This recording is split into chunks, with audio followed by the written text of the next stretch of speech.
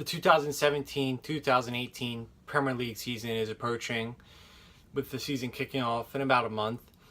And with that being said, I'm going to make my top 20 predictions video where I predict where each team will land in the table, which includes the three teams that finish 18th, 19th, and 20th and are relegated, the top four which make the Champions League, and then ultimately the Premier League winner. Last year was very exciting, and this promises to be another exciting year.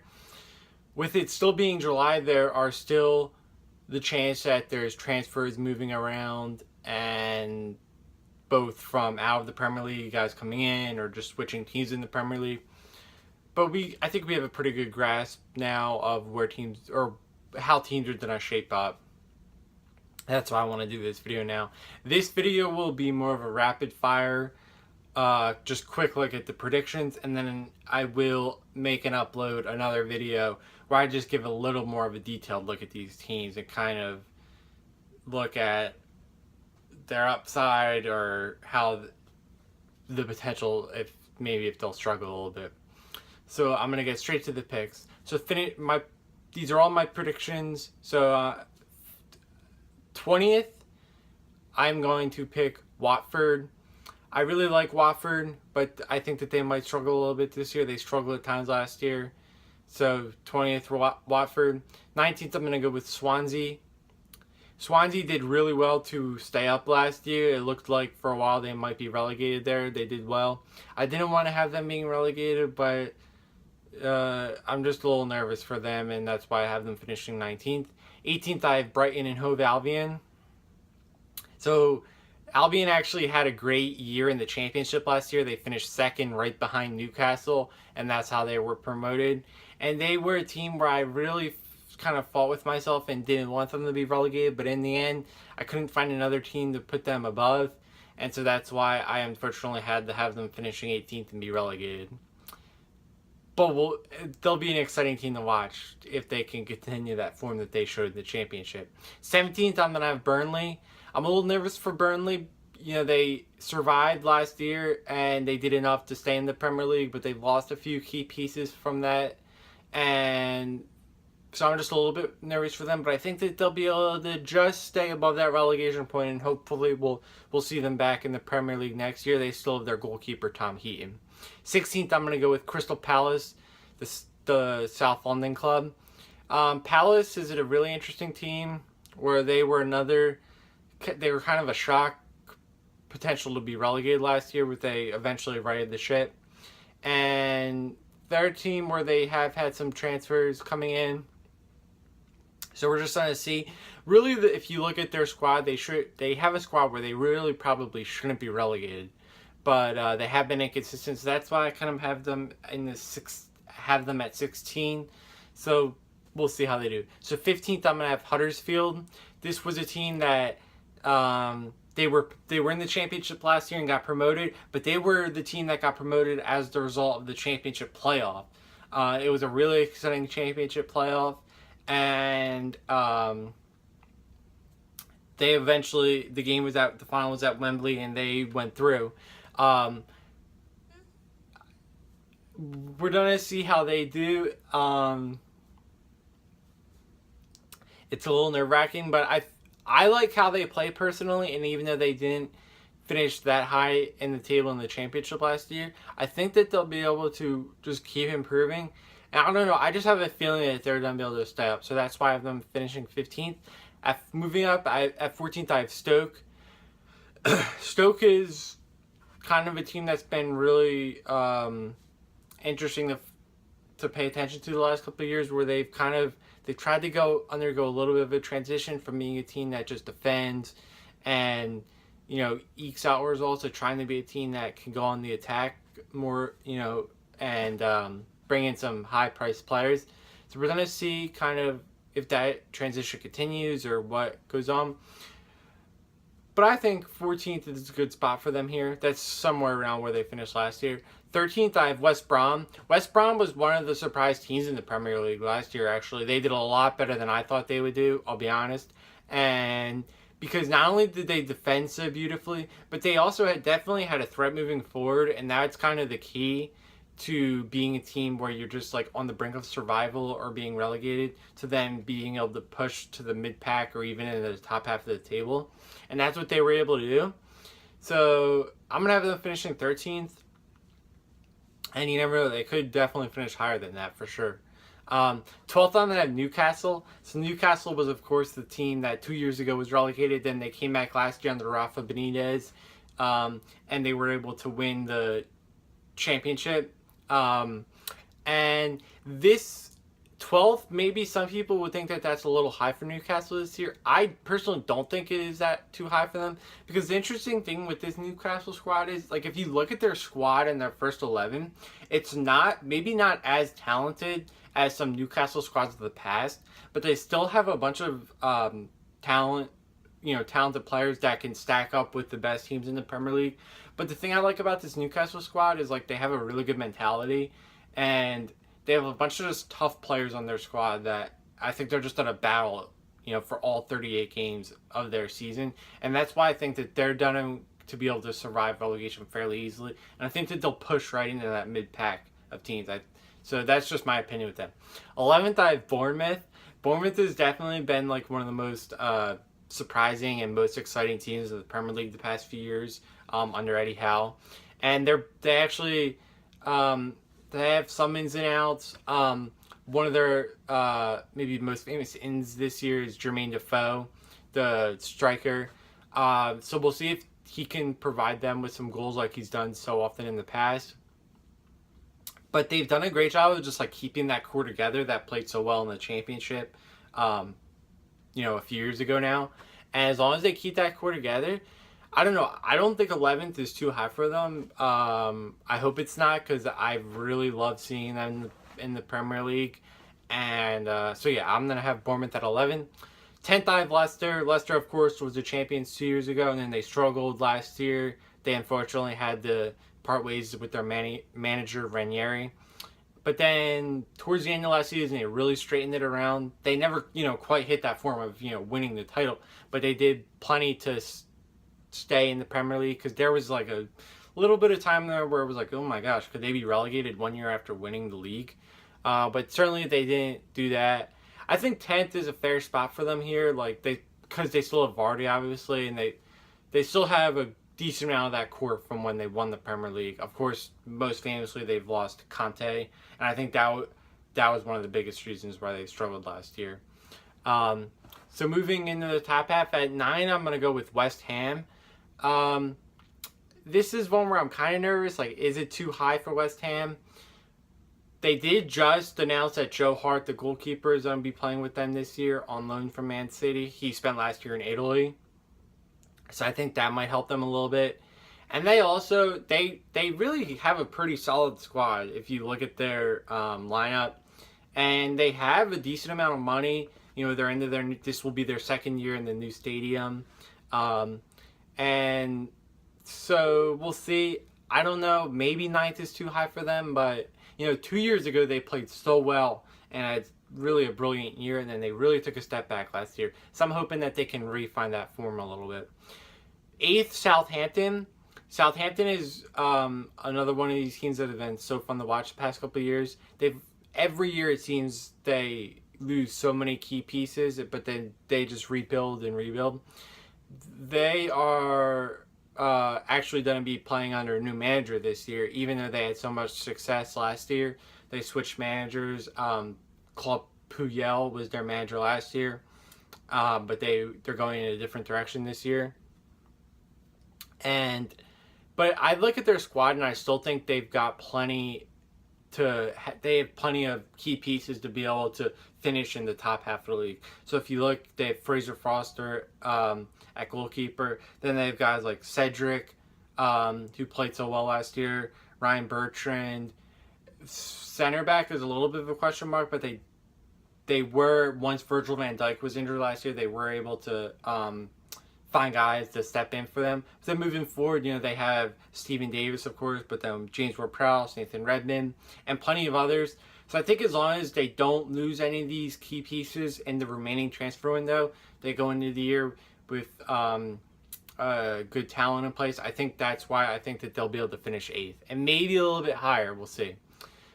So now we move into the top 7, and this is where it really, really heats up. This was where I would say the main action was last year in terms of teams that were a serious threat to finish in the top 4 or potentially win the league.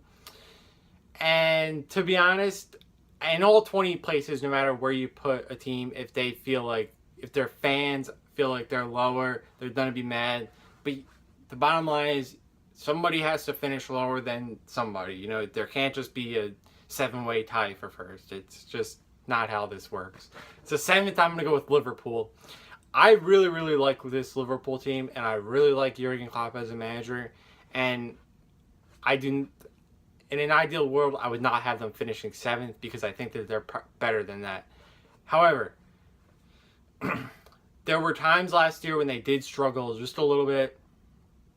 And there's something about all of the teams above them that I just like a little bit more than Liverpool this year. But the positives with Liverpool, let's focus on the positives here. Their talent in the attack is really, really impressive. Whether it's Mane, Coutinho, Firmino, Lallana, and they also brought in Don Solanke, who I don't know how big of a role he's going to play with the first team, but he was one of the guys who led England to the U20 World Cup this summer. So I'm going to have Liverpool finishing 7th. Then moving to 6th, I'm going to have Arsenal. I think the key with Arsenal is, number 1, can they keep Alexis Sanchez? He's such a key player for them. If he plays the whole year for them, I think that they have a really good shot to finish 6th. Health is definitely a key thing for them, like it is for every team. But I also look at their team and I say, if their top 11 plays at their best, they definitely have the talent to beat any team in the Premier League on any match day. I think that's definitely a realistic thing with them. But I don't know. They had so many problems last year in the Premier League specifically. There was all the talk about Wenger, and one thing for them that I think is going to be so interesting to watch is their huge signing this year of Lacazette. So Lacazette is a guy with Lyon, has just been scoring unbelievably the past couple of years in the French league. And the weird thing with him is he's not like in terms of age, he's kind of like middle 20s, but he's never really gotten a huge look in with the French first team. And I find that kind of strange. Part of that, you have to say and be fair, is that the French have such great attacking options. Even without Benzema, they still have so many good players for the French national team. So that's interesting, where normally if it's a huge signing for a club like Arsenal, you're probably going to see that player who has a national team pedigree as well. But that's not the case with Lacazette. But I would not... I don't think that's a huge deal, because if you look at how he scored with Lyon, if he can continue at that scoring pace, he's going to be so instrumental for Arsenal, and I think that they'll really benefit from him. So now moving into 5th, I'm going to go with Manchester United. Of course, Manchester United, they'll be in their 2nd year under Jose Mourinho, and their big summer signing this year was Lukaku. And they also, of course, going back last year, they brought in Pogba. And if you look at their squad, they're just very balanced. I don't think that they're necessarily like the flashiest team of all time, although that might change a little bit with Lukaku. Well, I think it's important to see, who their other key attacking options. I think Marcus Rashford is probably going to play a huge role for them. And one guy I think is important to keep an eye on is Henrik Mkhitaryan. So last year, he, especially in the Premier League early on, he didn't play a huge role, which was strange because he had such a great career with Borussia Dortmund. So we're going to see how he fits in this year. But I think on the whole, would it shock me if they finished in the top 4? No. In fact, I think there's a good chance that they will. But I just have them finishing right on that year in 5th. And they will be playing Champions League football this year because they won the Europa League last year. So now moving in the top 4, the 4 Champions League spots. In 4th, I have Everton.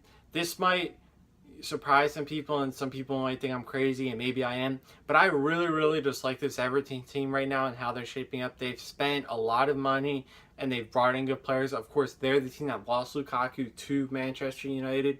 But if I look at their signings, whether it's Jordan Pickford or Davy Klaassen or Sandro from Spain, and there's a bunch of actually other guys in there as well, including Wayne Rooney, of course, who was in a sense swapped from Manchester United. I just really like how this Everton team is shaping up, and even without those additions, if you look at last year, there were times last year where they had top 4 form, and of course they didn't finish in the top 4. I think if they can just improve upon their consistency a little bit, I think that they'll, even if they don't finish 4th, they're going to be a real threat to finish in the top 4. So now moving to the top 3. Third, I have Tottenham. So Spurs had a great year last year. They finished second to Chelsea. They have such team balance. They do lose Kyle Walker, who signed with Man City. But they have great depth at all positions. And for them, I think the key is Harry Kane and Dele Alli up front. And then, to provide with them support, Christian Eriksen.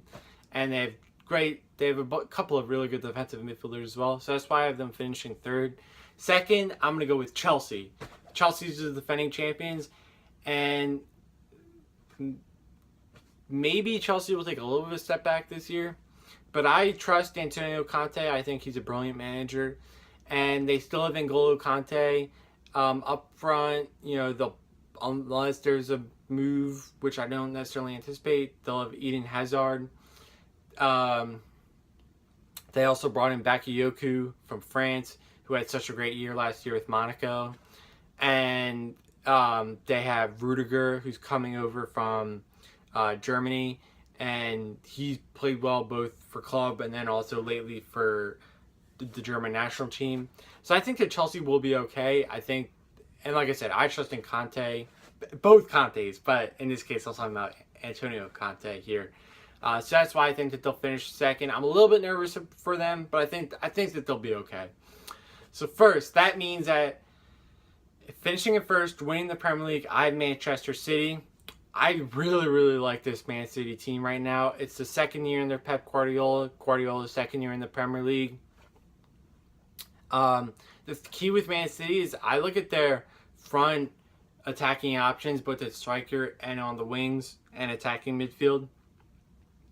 I just think they can be absolutely lethal this year. You just go one by one, the players that they have. Take a look at their squad. The only things that potentially concern me are their goalkeeper situation, which I think that they still have time to address, and also their back line a little bit. But they really bolstered that with the signing of Kyle Walker at right back, who can really get up and down and has great speed. At center back, I think that they're really going to have to rely on John Stones, to be honest with you. They're a huge signing from last year. But they still have Kompany, who, if he can stay healthy, which is the key, of course, but when he's healthy, really you can make a strong argument that he's the best center back in the Premier League. And they also have Otamendi. We'll see what they do at left back. But as I mentioned, their depth, and not just depth, but top talent at those attacking midfielder and forward spots are why I think that they'll win the league. And then also, of course, the fact that they have Guardiola in his second year. He's going to know how the Premier League works. He's going to know how to get those points on the road. And so that's my table. So again, just to recap, Man City, I have winning the league, and my top 4 spots are Everton, Tottenham, Chelsea, and then of course Manchester City. So thank you for watching this. It should be a great year, and I hope you enjoy the 2017-2018 Premier League season.